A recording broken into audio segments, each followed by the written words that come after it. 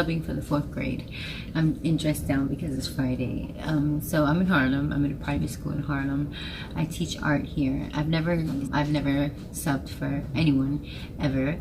It's intimidating to me. So when they offered it to me, because one of the teachers was going on a little mini vacation, I was so scared. But I was even more scared to say no, because sometimes if I say no, I'll beat myself up for it, for not trying. That's really what happens, and no one is harder on me than I am. So I said yes, and I was so nervous the night before. I've been subbing for 3 days now. Wednesday was my first day, and Wednesday I realized how precious teachers are, and how sad reality is, I guess you can say, because there were so many kids that were just wildly absurd, wildly disrespectful, didn't want to do their work, didn't want to focus. And it wasn't about me being a sub. That's how they are in general, because I was warned about the class. Anyhow, so I had a really rough Wednesday morning for the most part, but then I got really serious right away. Like, I realized these kids are absurd, they're disrespectful, it's never gonna happen. I'm never gonna allow it, because I'm not like that. I'm very strict in my nature. I've been like that my whole life. I've spent weekends with my nieces and nephews, you know, by their side in their life, and when they come over, since they were young enough to understand, I've been strict, and they do not step out of line with me because of it. So I apply the same thing to this class. Now I can be even more harsher at home, because that's family. This is not family, and I understand that, but I still was very strict and fully stern, like 100% stern. By lunchtime, I pulled away a few recesses. The kids were screaming and sobbing over losing their recesses. But when they came back from recess, they were all in order. They were all walking a straight line, because they realized that I'm not the one. So what I have come to understand is that when you have a class like this one full of maybe, I don't know, maybe like about 20 students in here, and you have one teacher, if you have a bulk of kids, which is my experience in this class, if you have a bulk of kids that are like maybe about 5 or 6 kids that are the disrespectful ones, the ones that don't want to do their work, the ones that talk back, the ones that are just rude, grumpy, horrible, they make it really hard for you to focus on them and try your best to put them back on track and help them, because then you have the greater class, the 15, the ones remaining that are focused and really trying. So you can give your attention to these students for a little while, and then you have to go ahead and spread yourself for the rest of the class. And so that's how these students can fall through the crack. I think it all starts at home, and I feel like if you get it at home, like if you get disciplined at home and you respect your guardians so much, then you come to school with that same attitude, because you know if the teacher says anything to your guardian, that's your ass, pretty much, you know, like you're in trouble. So I can tell which students get that, because the moment their mother's mentioned, they straighten up, but I mean their guardian, but then I can tell the ones that it's like nothing, it doesn't mean anything to them, and those are the ones that really truly do fall through the cracks, and throughout the years it gets worse and worse. And now I just feel like I have a whole new appreciation for teachers and even the parents that do it. You know, it means so much to your child. You really give them a fighting chance when you back them up at home, meaning you start them off on the right foot. The moment they can understand is when you start disciplining. And I don't mean a whipping, even though I'm not against a whipping if you deserve it, but I mean just structure, discipline, respect of self, respect of your elders, respect of your peers, the hunger for knowledge, you know what I mean? Like, there's some kids in here that do not even try to do their work, do not even read. They just, once they get their work, they just sit there.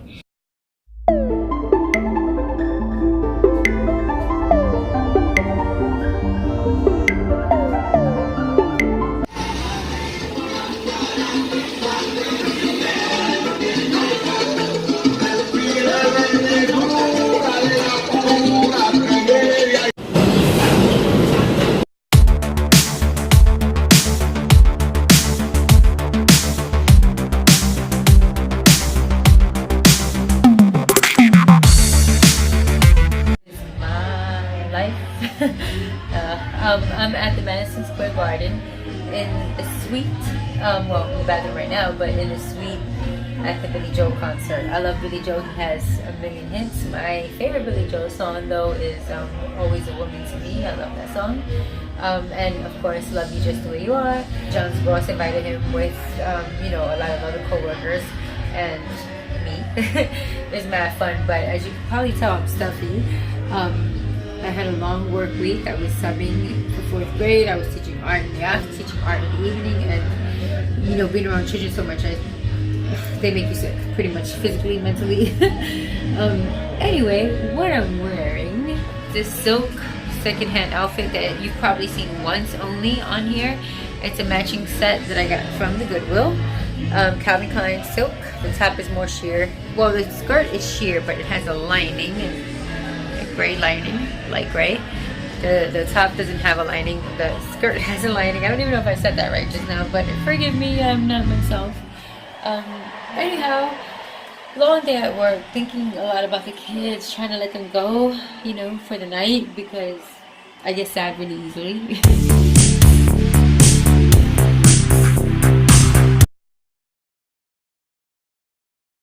Morning.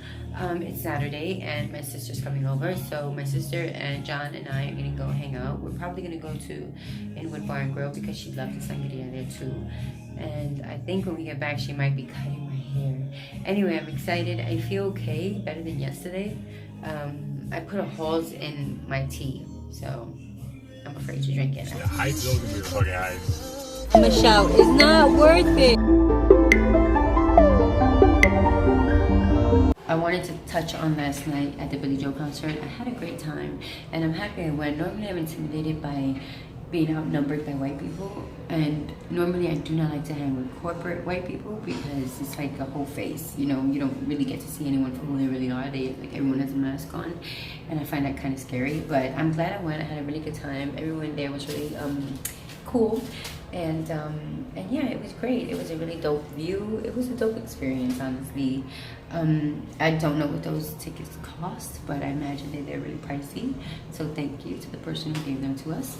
And what I'm wearing today, I guess, since we're here, is, I don't know if you can see it, but this is a silk blouse and a silk skirt. You see over here. This is a little better. The shirt is silk thrifted secondhand. It has the colors of the sunset, and the skirt has black background with florals on domino colors. And of course, what I wear every day now, my UGG slippers. Good morning. It's September 30th, Monday. I have an interview and then I have work. I want to cut my hair, so I usually just cut it over the sink. My sister cuts my hair, John cuts my hair, and I cut my hair. I haven't paid for a haircut in so many years I can't remember, can't recall. So how I do it when I do it is I do it over the sink. I brush, I grab, and then I cut. So I want to cut about 2 inches. I would like my neck to show a little bit more. I do that for the front. When I get to the back, I kind of feel it out. And I use a mirror to check on it. You know, I don't look at the mirror while I'm cutting. It's a little confusing to me, like left becomes right and right becomes left, and it's confusing. So I just cut and then look, and get it to be as neat as possible. Now, it's never fully neat. You see, I've brushed my hair completely straight, and you can see there how choppy it is, but I don't mind because I wear my hair in such a carefree fashion that you can never tell that it's, you know, DIY cut, a mess. If I were to flat iron it and make it pin straight, then you can see how horribly the job was, the cut was, but I won't do that. I don't need that negative attention. Yeah, so it's Monday and I hope everybody's feeling okay. I am not feeling so good today. I have so many things on my mind today.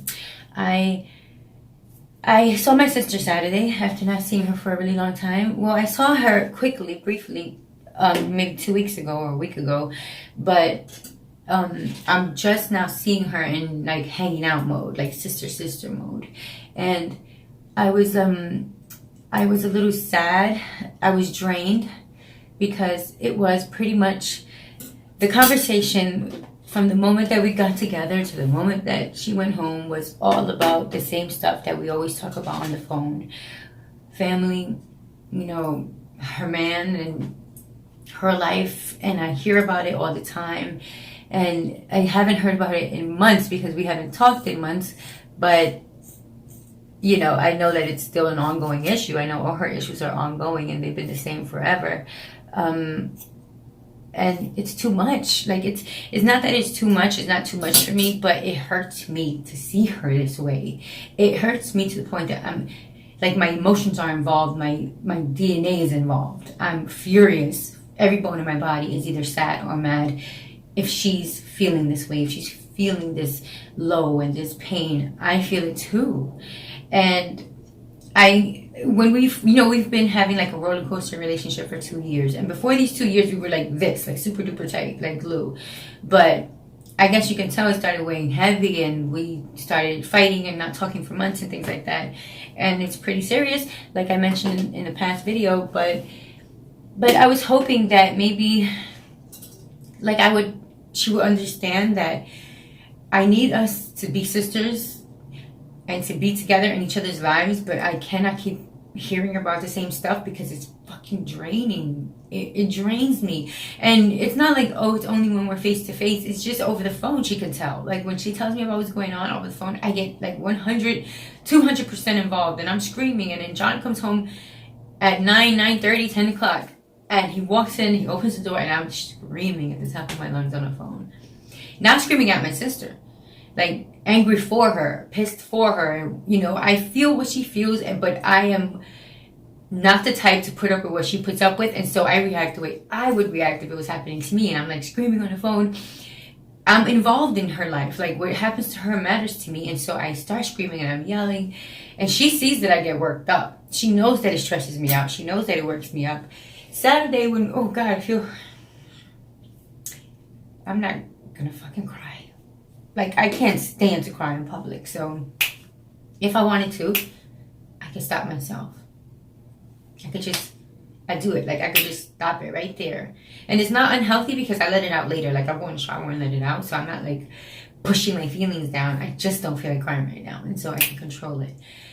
Anyhow, take it from the top. It hurts me to see her like that. So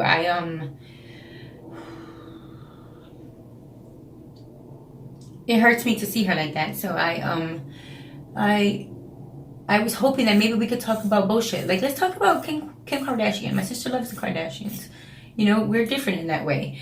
And let's talk about them. Like, they're successful women. Let's talk about them if you want to. Let's talk about Beyonce. I love Beyonce. Let's talk about anything else. Anything else. Because we talked about this all week. And we talked about this last week. And we talked about this the week before. And we talked about this last year and the year before that, and nothing has changed, and nothing will change. Like, I'm a faithful girl, I'm a faithful woman, but I don't feel like anything's ever going to change with my sister because I think deep down inside she loves it. Maybe she's gotten to a place where she doesn't even know. Like, sometimes I think you don't even know that you actually like this, maybe. Maybe you've gotten to this place where you're so traumatized and so manipulated that you enjoy this little bullshit now. And that's how I felt Saturday, because Saturday, it was us three, John, her, and I, and they were talking about my sister's stuff as though like it was chisme, like it was, you know, fun gossip to talk about. But it was her business, her life, and they were just going in circles with each other. And I'm like, yo, we have this conversation a million times already, but they enjoy it. They enjoy that they just enjoy it. I don't even know how to explain it. They enjoy talking about the same thing over and over. When it comes to my sister, like, I can't though. I can't do it. I can't do it. I can't do it. I can't do it ever again. And I haven't even had this conversation with her. She has no idea that I feel this way. When they started talking about the stuff that they started talking about, I started reading Rumi. I have a book of poetry here that I got as a birthday gift from my niece a long time ago. And I just started reading his poetry because I couldn't do it anymore. I didn't want to involve myself in that conversation. And seeing her feel the way she feels and cry over the same thing over and over, like every single year, I can't do that anymore. I can't.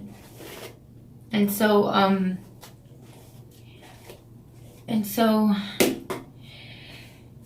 I realized that I've been cutting this portion of my hair. You probably weren't able to see it, and now I'm going to cut this portion, and I'm sorry. If I would have thought about it, if I would have been focused, I would have started with this side so you can at least not be bored.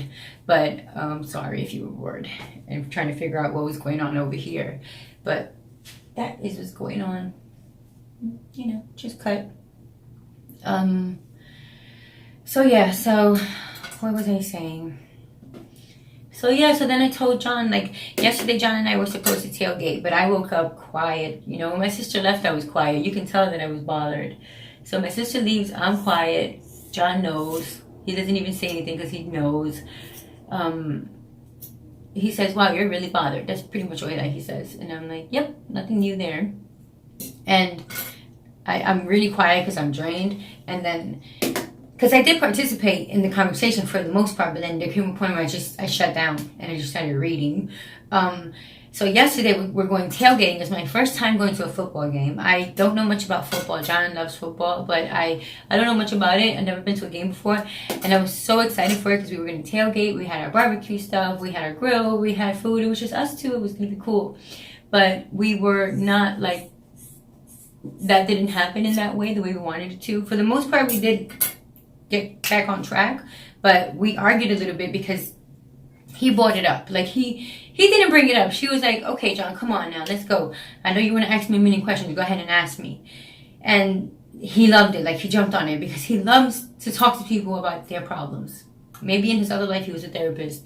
But when it comes to my sister, she's just talking. Like, she's not resolving, you know? My sister's way of resolution at this point has become to let it go. Meaning, I could use that in a way. Like, let it go so it doesn't torment my spirit so much.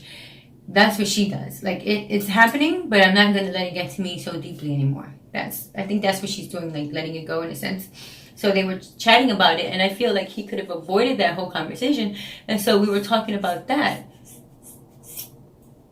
So you see, chop, chop. And it's not super straight, but it's okay. And I have $20 in my pocket because of it, because I didn't spend on it. And that's how much I pay for my haircut, because I have really silky hair, so I don't get it washed. I don't get it blown out or curly or whatever. I just say cut, and that's it. And for that, they charge you about $10, $15. So I get to save my $10 or $15. Anyhow, so now the back. So I told him, I didn't mean to like start a fight. I never mean to start a fight. I feel like, how I feel like everything is my fault and that shit pisses me off. It sucks. It sucks. Because all I said was, if you know that this is how I get when my sister starts talking about her pain and her struggles, if you know how deeply it bothers me, you come home 3 nights out of the week, I'm screaming on the phone with Jessica about something that's going on with my family. You know that. Why? Why bring it up? If I knew that John had this issue with his family that really, really hurt him, I wouldn't bring it up. I'm known to stay away, like in life. I have friends that I haven't spoken to in years. I wouldn't say friends, because friends is such a serious word to me, but associates, people that have been in my life for years that I have not spoken to in years.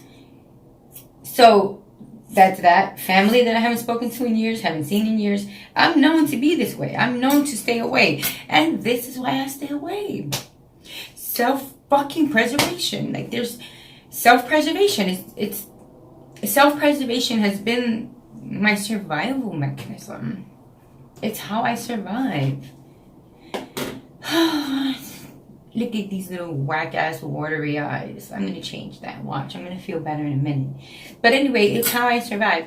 I stay away. I'm known to stay away. People know that they're not going to see me. I didn't even hang out with John's family for years and years and years. And so recently where, I really know he wants me around and it makes me feel so nice that he wants me around. So I started going. I started going to his mom's house with him. I started going to his barbecues, going to Thanksgiving things. I started doing it. And I did it for him. And I don't regret it at all because, I know how to have fun. So I have fun. There's things even there in that dynamic, in that family dynamic that I don't vibe with and I don't agree with and things like that. But I keep my mouth shut, and usually I don't go anywhere because I can't keep my mouth shut. Like I'm Isabel. Whether I'm home or whether I'm outside, whether I'm in your house or my house, I'm me. And if I have feelings and I think something's fucked up, then I'm going to say something's fucked up. But, I feel like I'm now taking a break from that. Like for Thanksgiving, if I don't, I don't think I'm going to go anywhere. Like if they do like a big family thing. But if everybody's going to John's sister's house, Hazel, I'm going. It's like, it's just, I know myself. I know what I can handle and I know what I can't. I've lived with myself for 38 years. So if I'm the thing, if I'm the thing that's too much, then I know how to handle Isabel. Like, and it's not like, you see, I can say the things about my sister, but I'm playing around with what it is because I don't want to put her business in the street. And the same thing with John's family. Like, I'm playing around with it, but it's kind of serious stuff. And it goes against, like, my beliefs and my creed. Like, for example, if you're a bad dad or you're a bad mom, I can't be around you. I can't be around you. Not in this house, not in your house, not in the street, not in the park. I can't be around you because I'm going to call you on it. And then I'm the bad guy. So stuff like that. I'm not saying that that's what it is. I'm just saying that it's serious level stuff. I'm not mad because this one said that about the other one. I'm mad because of the serious stuff. I'm not even mad. I'm hurt because of the serious stuff. But my hurt comes out as anger because then I cry. So I'm trying not to cry. So I just get overwhelmingly like angry looking because I'm impassioned and I'm screaming. And I'm like, this shit is fucking wrong. Like, this is wrong. And so it looks like anger, but it's not. Like I'm just walking around like a mad woman or whatever. I don't even want to turn around and show you the back, but I'm going to do that just to see what you think so far. Okay, not terrible. Not great, but not terrible. So I need to get that little tail. I can feel it out. It's just thick back there. And this is where John will come in and help me, but he's not here right now. He's at work. Anyway, so this is probably all over the place. And I could be more real if I just say the issue. But I'm not. I'm just going to say that you all been there. John can't understand it. Like, he doesn't understand why I was quiet yesterday and why I'm quiet today. He doesn't realize that my sister is a part of me. And if she's hurting, I'm hurting too. He can't understand that. He can't understand that I wish I just had a sister that we could do sister things with. You know, we could talk about her issues once in a while. I've been hearing about them for 38 years. We could talk about them once in a while. Maybe. But can we not talk about them? Can we just shoot the shit? Can we go see a movie? Can we just laugh about anything? You know how many friends are drained from their other friends' problems? Like, this is a real thing. It's a real thing that happens in relationships. And he can't understand it because John is very... he's a balanced individual. Like, he can see your point of view and my point of view, but he can't, like... I don't even know. Since I've known him, he's been that way. Like, he's not harsh with anybody. But I have to be this way. I have to tell her, I can't keep hearing about the same thing. Like, when we have a sister day, I look forward to it. Or just us time, even not sister day, like me, her, and John. Just chilling, you know. She considers him a brother, so let's just chill. Like, let's chill. Like, we could just laugh it up. We don't have to talk about the same thing over and over. And John, even though she considers him a brother, it's me that she talks to every day. It's me that hears her stuff every day. It's me that was there since we were fucking born.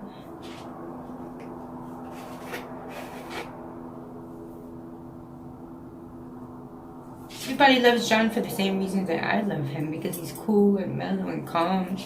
You know, I have a million reasons why I love John, but they love him for the top 5 reasons. You know, like, he's just an easy, kind-hearted individual. So he's never going to be tired of hearing her shit, because that's not who he is. But then again, he hears it when? When's the last time he saw her? 2 weeks ago, when they just said hi to each other when he came to pick me up. Before that, months. So you're not involved the way I'm involved. It's impossible for you to ever feel the way I feel and understand me. I was hoping he could understand me, but he can't, because he's so him that he can't understand me. I can understand him. I know why he is the way he is. But I'm the one that's being questioned, like, why you let it get to you? You know how she is. You know how her life is. Why does it bother you so much? And then he said, no one that's not in our circle should get to you this way. And I'm like, Jessica is in my circle. It's just her and me and him. That's my circle. And my nieces. And that's another thing. You know, John is cool. So there's good cop, bad cop. And if anybody was the bad cop, it's me, you know. Like the mom. Like, the mom always gets the rough end of the stick, because she has to be the authority. She has to be the one to say no, because dad is nice. That's how I see me and John. And he's loved for it, and he's valued, and, you know, it's wonderful because it's good to be that way. He has a beautiful sense of humor. He's funny. He's cool. He doesn't have too much ego, like some rotting masculinity like other men have. He's dope. But I know Jessie. I know her life. I know the ins and outs. I've been there since day one, right? And then Jesse said that one of my nieces, my sister has two daughters, Kaylee and Leah. Kaylee is 14, Leah is I think 12 or 13, I don't even know. Kaylee is having like tough teenage years, and so because of that, I take her a lot into consideration. I'm always calling for her to see how she's doing. She's having a really rough time, and I got her back. I'm always there for her. I seek her out particularly because I know that she needs me. Like, I know she needs me. Leah, on the other hand, because of that, Leah feels left out. Like, I don't call for her, I don't see anything, you know. And according to my sister, Leah prefers John over me. Like, Leah, you know, she prefers John over me. And my response to that was very mature, because I said, of course she does. Like, John is dope, and they've always had a nice bond, like, since they were children. I mean, since she was a baby, there's pictures of her and John, you know, together, and you can see there's a connection there. There's a beautiful connection there, and that's fine. But deep down inside, I felt really bad, because I'm like, okay, Leah prefers John over me. Leah thinks that I'm ignoring her or whatever, or not caring as much about her as I am Kaylee. Did you say anything? Did you have my back? Did you tell her, are you bugging? That's your Aunt Isabel from Hello from Forever. Like, I show them mad love. I care deeply about them. And I also discipline them when it's necessary. Like, I never hit them, of course, but, you know, when they come with me, they get love, real love. Real love is both tough and tender when necessary, you know? So that made me feel really bad, because I'm like, okay, another person, like, who thinks I'm like, another person who thinks I'm too much, or, you know, I understand if she feels like I haven't given her any attention, because it's true that I haven't, because it's like, if you have one, all right, this is dramatic, but let's say you have two nieces, and one of them is on crack, and one of them isn't. The one that's on crack is the one you're going to try your best to help. That's kind of like what's happening. Like, there's one that's going through serious stuff, and I have to be there for her. I have to help her. I have to be an ear to her, at least. And then you have Leah. But Leah suffers too in her own way. I really didn't know. There was a lot that I didn't know. And so I kind of think that she just doesn't like me now. So, you know, and having Jessica say that she prefers John, it's like, okay, old news. Everybody prefers John over me. It's okay. He's nice. He's normal. When you leave the house, you want to leave and have a good time. You don't want to be told about. Like, I will tell you about yourself, and John won't. So you've chosen the nicer route. Good for you. Fine. Like, I don't care. It hurts when it's people like my niece, who's this close to me, who know better, who really know me. That sucks.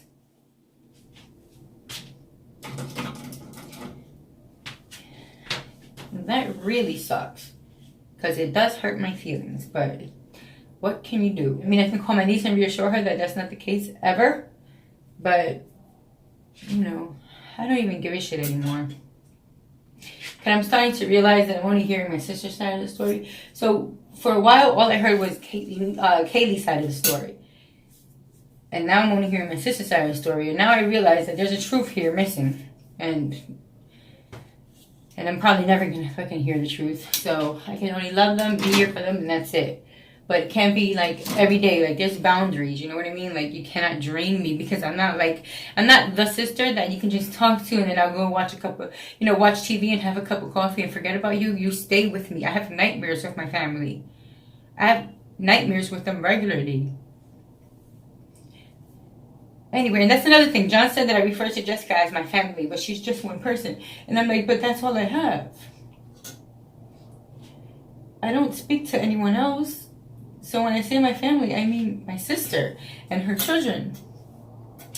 Anyway, I hope that wasn't too much. And I hope that wasn't all over the place, but it's a struggle when there's certain things that I'm trying not to say, you know.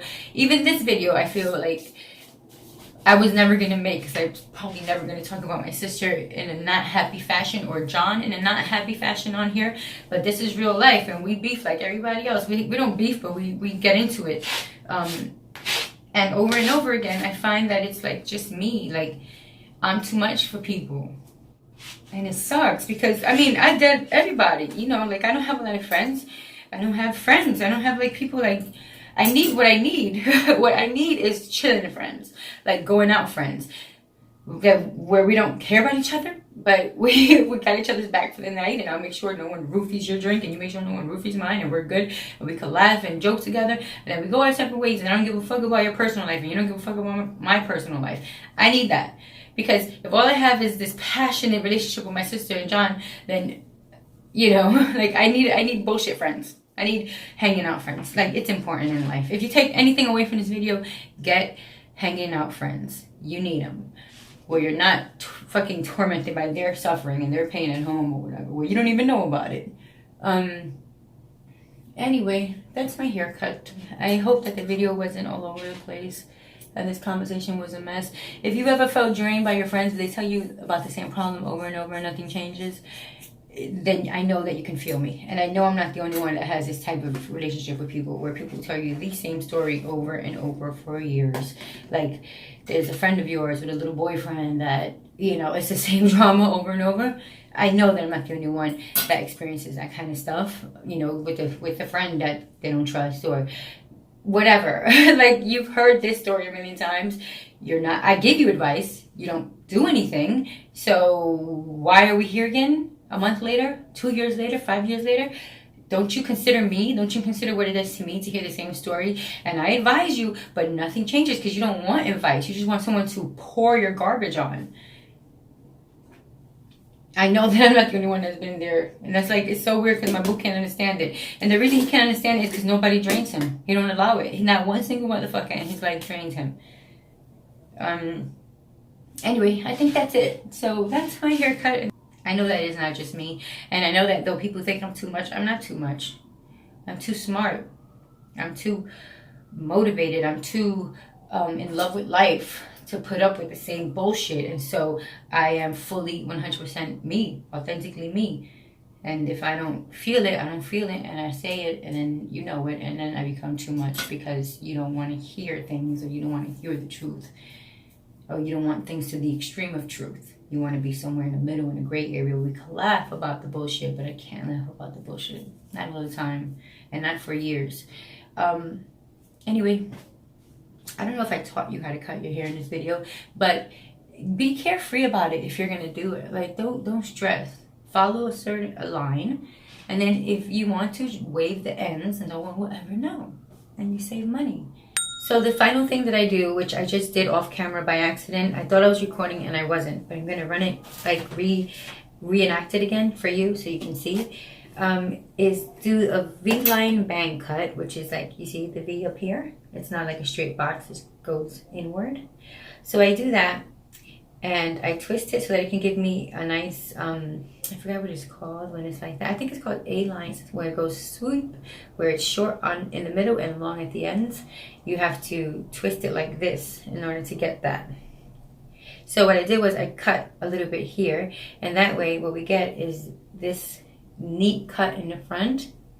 And so when I bring my hair out like this, and I actually do my hair, and I sweep the bangs back a little bit, because they're long bangs, they're not actual like blunt bangs, so people can see this, they can see the neatness of the bangs, and so everything flows from there. It's almost like a trick of the eye. Like, they'll see this portion is nice and neat and aligned, and so everything else becomes aligned.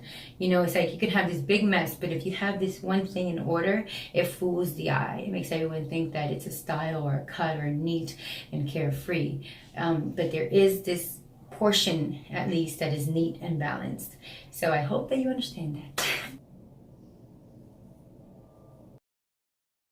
I came down to my interview, and I'm 45 minutes early. So there's a big, beautiful church across the street. They offer meditation classes and yoga classes. They seem pretty cool. I had never been there. I sang with the choir outside for Christmas, but like I sang Christmas carols with the choir outside, and the people that would just walk up and volunteer. I think it was last Christmas that I did that, but I always wanted to go back and try their yoga and their meditation, but I never did. So since I'm so early, I'm just gonna go in there. I'm just gonna go in the church and say a prayer, set my intentions, feel feelings.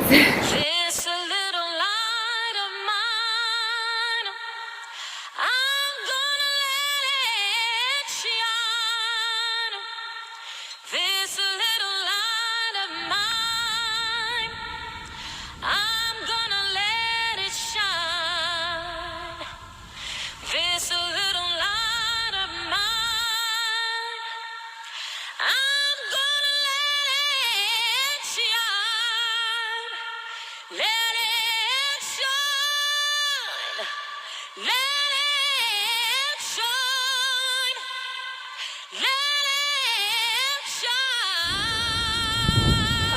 I don't know. I've been living in this neighborhood for 3 years. It's my favorite neighborhood. Everyone is so nice, and I love the Latin culture. So, yeah, it's been a really good experience here. Everyone's so friendly. I guess I always just tell people to like be yourself, be you, be super authentic, and always have honest intentions every day. Yes, I love Work, that. friends, and yeah, everything. Be yourself, period. Yeah. 24/7. Thank you so much. So I've been going on these long walks at night. Well, not long, 40 minutes.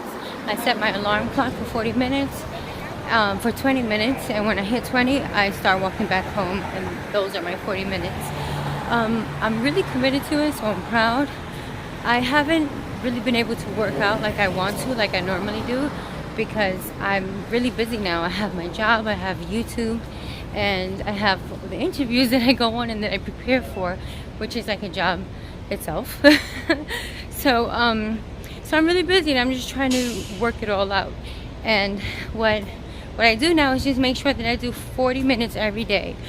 It turns into every night, which I sort of kind of prefer, because looking at Harlem at night is pretty dope. In what's known as Spanish Harlem, it's not dead, because I wouldn't walk around in an area that is empty and, you know, quiet. That's what I mean by dead. It's not dead, so I'm not afraid. So I get to walk out. There's still people. The street is still sort of alive, but it's not as noisy as it normally is. So it's different. And I just realized that there's karaoke on 116. I never knew that before. I don't be chilling in 116 at night. It's a heavy Mexican community, and so I just peeped karaoke, and I want to hit it up now, because I love Ana Gabriel and all the heartbreak ballads in Spanish. Of course, it doesn't have to just be Spanish, but you know, the community you're in, it's most likely going to be mainly Spanish music. Anyhow, so yeah, so I guess this is my farewell for this video. Thank you for watching. I just wanted to let y'all know that it's all love with my sister. It's just this happens sometimes, and when I speak about my insecurities and my vulnerability around white people, it's not to offend anyone. If I have white Caucasian subscribers, please don't be offended. If you're watching me, you most likely, you know, you're not the kind of white person I'm afraid of, I guess. But yeah, it's just something I'm working through. It's my life. It's my honest feelings. It's how I live my life and what's going on in my life. And that's what these vlogs are about. So I hope that I don't offend you. I'm sure you understand, though. I dream of a time where I can look at everyone through heaven's eyes. That is my goal in life. My goal in life is to see everyone like a brother, like a sister. We'll see. Thank you for watching. I'll see you in my next video. Have a nice day.